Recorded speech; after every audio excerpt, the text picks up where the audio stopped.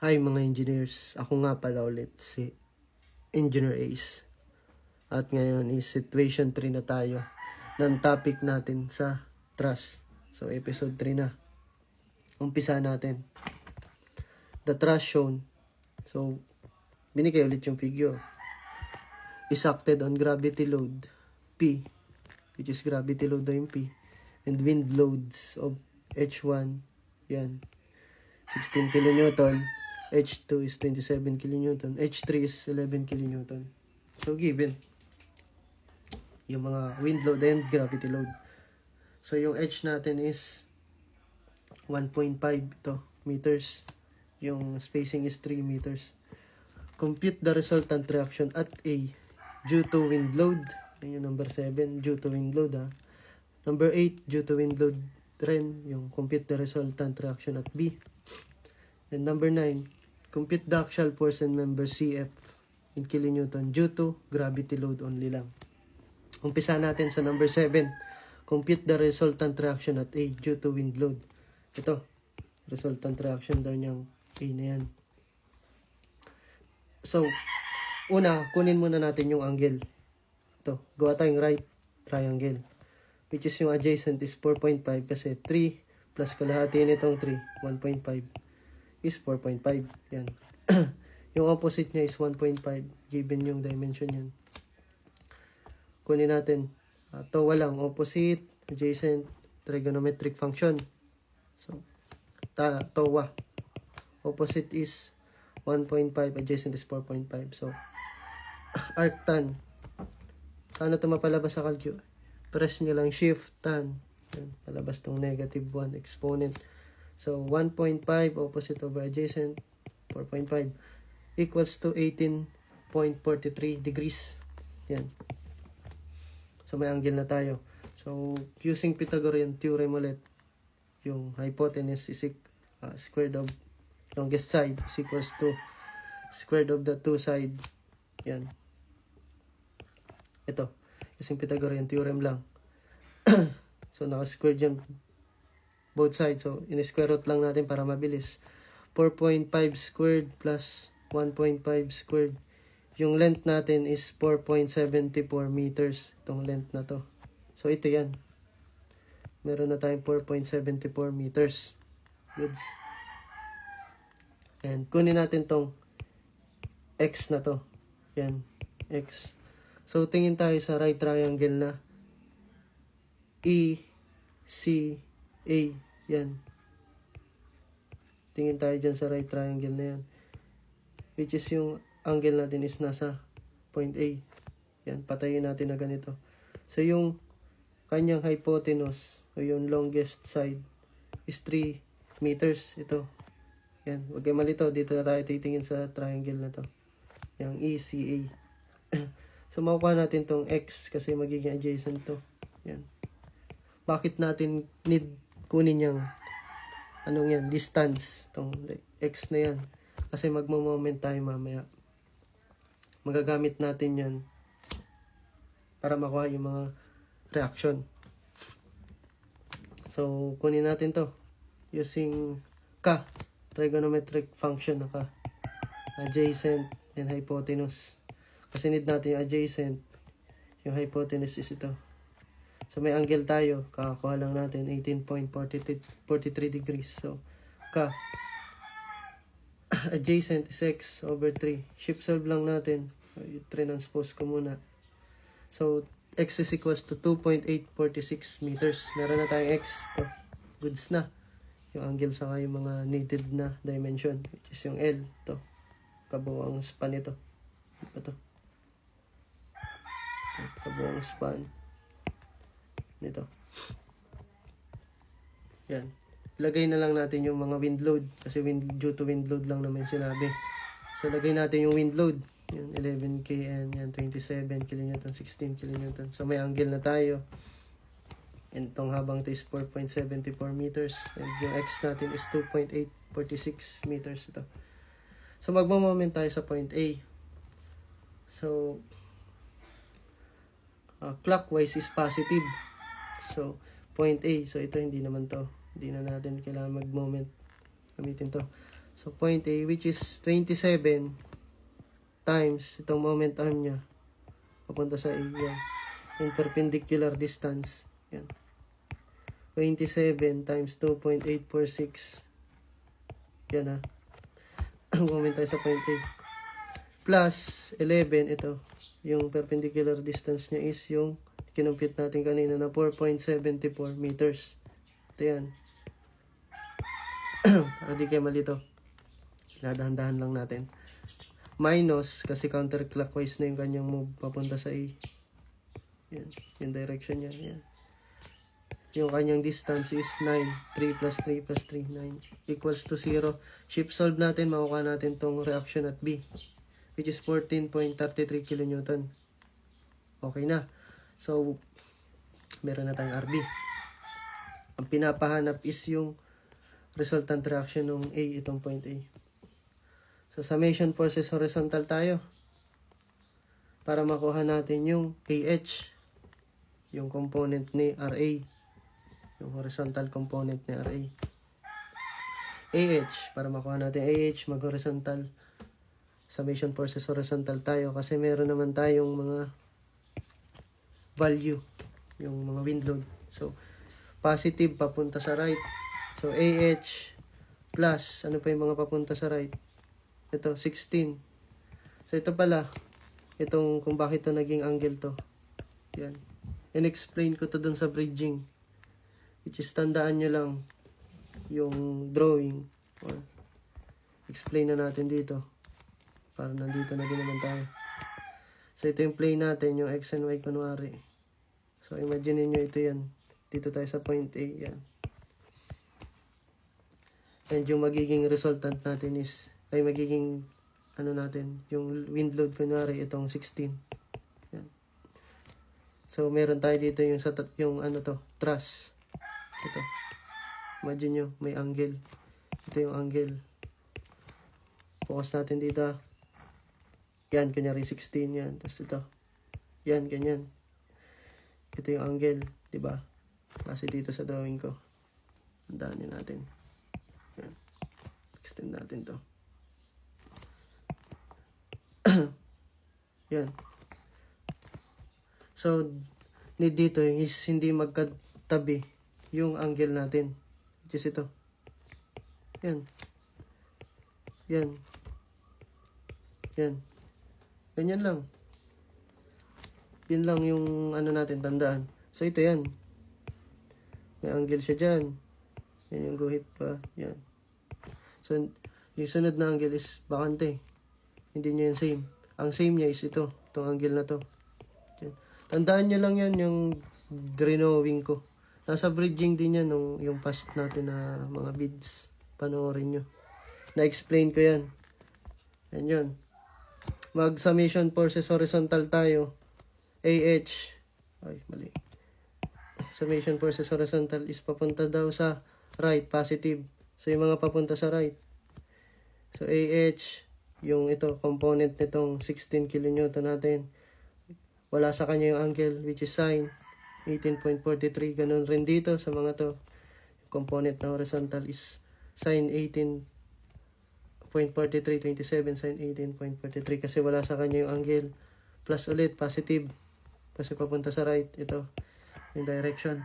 11 sine 18.43 equals to 0. Shift solve, makuha natin yung horizontal component ng point A. AH is equals to negative 17.07 kilonewton. Bakit negative yan? Mali lang yung assumption natin ng drawing. Dapat papunta dito yung AH natin. Yun lang yun. And summation forces vertical equals to 0 tayo kasi meron na tayong RB. Kaya yung purpose na kinuha natin tong RB muna.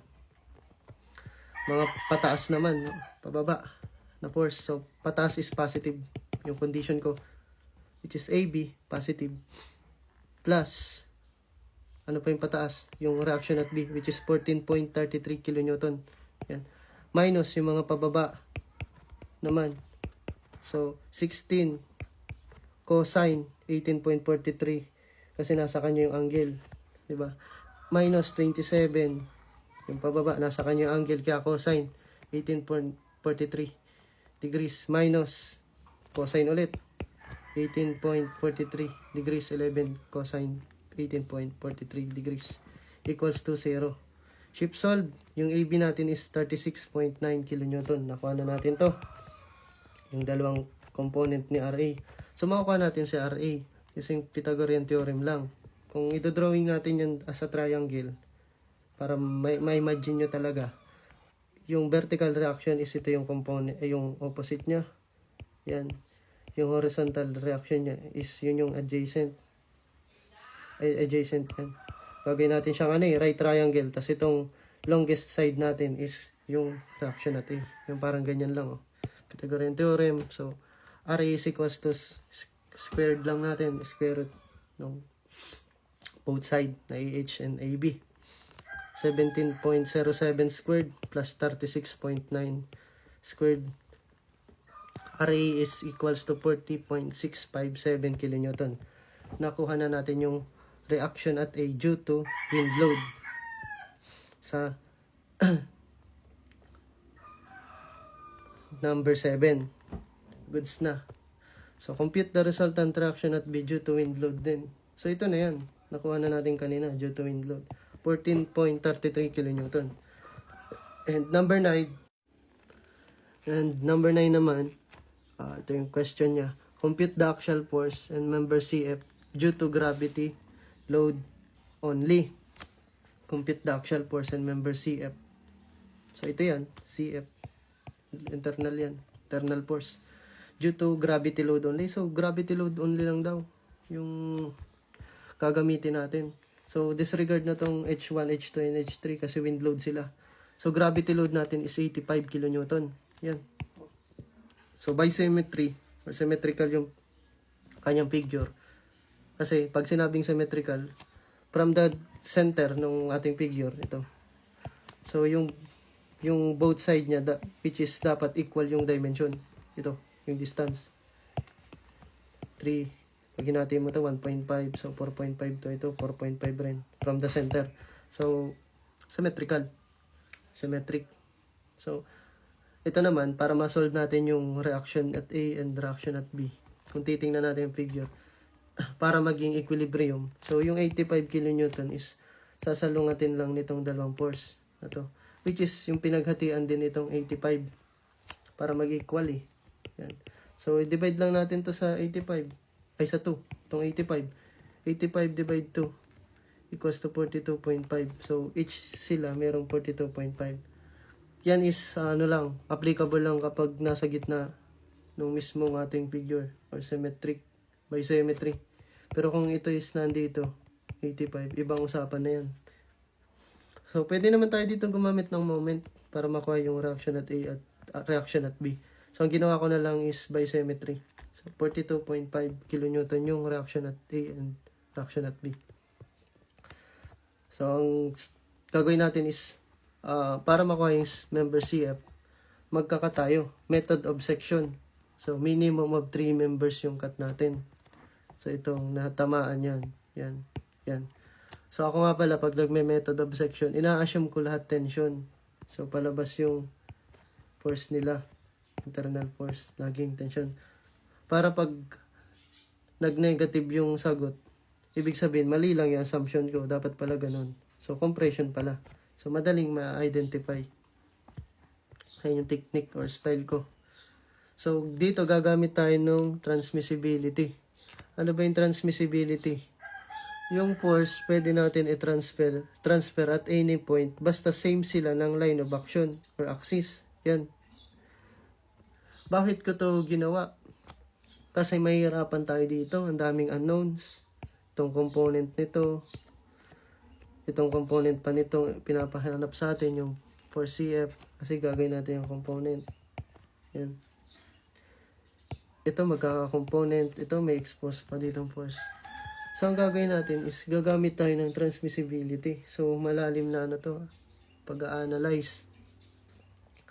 Ito is ang definition ng transmissibility or yung principle niya is pwede natin ito ilipat at any point. Basta same ng line of action. Yan. Walang nababago sa ano niya. Sa buong kabuuang persa. Yun. Parang ganun siya. So, itong force CF, ililipat natin siya dito sa point A. Yan, extend lang natin yung drawing natin kasi nagkatayo. Ito yung mga technique na wala sa book. Yan, extend lang natin yung drawing. Kakasolve ko nito is parang ito yung naging ano ko para madali. Extend natin tong drawing sa point A. Yan. So, ito na yung component niya, nalipat natin. So, bakit ito yung angle? Kasi same lang yan. And dun sa tinuro ko sa bridging yan. Kapag ganyan, kung ano angle to, ito din yung angle niya. Pag gawa ka ng ganyan, makuha mo tong angle na to. Yan. So, para makuha yung 4CF, need natin na dapat siya lang yung unknown. Paano ba yun? Magmo-moment tayo kung saan nagmi-meet yung dalawang unknown reaction na point. Sa point. Magmo-moment tayo dun sa point kung saan nagmi-meet yung ibang unknown reaction. Like this. Titingnan nyo. Nagmi-meet tong dalawa dito sa point E, di ba? Yan. Kapag nag-moment tayo dyan, makakancel na natin to. Hindi na natin poproblemahin yung moment, component. Kasi kung magmo-moment at point E tayo, wala naman moment arm. Kasi parallel siya, yung force. Kumbaga same ng line of action yung tinutugbok. Pati din tong force GE. Yan. Diba? So pag nag-moment tayo sa point E, makakancel natin tong dalawang unknowns. So yun ang technique after natin mag-transfer ng force, transmissibility. Hahanap tayo kung saan yung ibang unknowns is nagmi-meet sa isang point. Tapos doon tayo magmo-moment. Dahil, or para, ma-disregard natin tong mga ibang unknown force. O internal force. So, pag nag-moment tayo sa point E, kasi ito, transfer na natin dito. Ang magiging unknown na lang natin is yung FCF sin theta. Kasi itong F cosine theta, hindi din eh. Kasi same line of action yun. Wala naman moment arm. Yan. So, mag-moment tayo sa point E. Yan. Moment at E. Positive pag counterclockwise. So, andun ba dyan yung mga counterclockwise? Ito, papunta sa E. Counterclockwise. Ito, papunta sa E. Counterclockwise. Ito, papunta sa E is clockwise. So, itong positive, dalawa. FCF sin 18.43. Ito. Moment arm niya is 3 meters. Papunta sa point E. Plus, kasi positive pag counterclockwise. 42.5 yung moment arm niya is 3 plus 3, 6 meters. Minus, kasi clockwise na tong natin, gravity load na 85. 85 times kalahati nito. 3 kasi nasa gitna lang naman siya niya. 3 over 2 equals to 0. Which is FCF is equals to negative 134.43 kilonewton. So, pag sinabing negative, sala lang yung assumption natin. Dapat pa ganun, kasi compression. Yan. So, ibig sabihin, compression, yung force at CF na pinapahanap. So, ganun lang. May method of section tayo. Na-expose yung internal force. At kapag marami yung unknowns, pwede tayo gumamit ng transmissibility. I-extend lang natin yung drawing natin. So, yun. So, mati-disregard naman yung hindi kasama sa cut. So, titingin lang tayo kung saan tayo nag-cut. So, yung left, sa right lang tayo titingin. So, yung involved lang is yung kung ano yung tinitingnan natin. So, sa right. Pwede din naman tayo mag-cut. Sa left tayo titingin. Pwede din naman yun. So, ang ginawa ko lang is right tayo tumingin. And, yun, sana may natutunan kayo.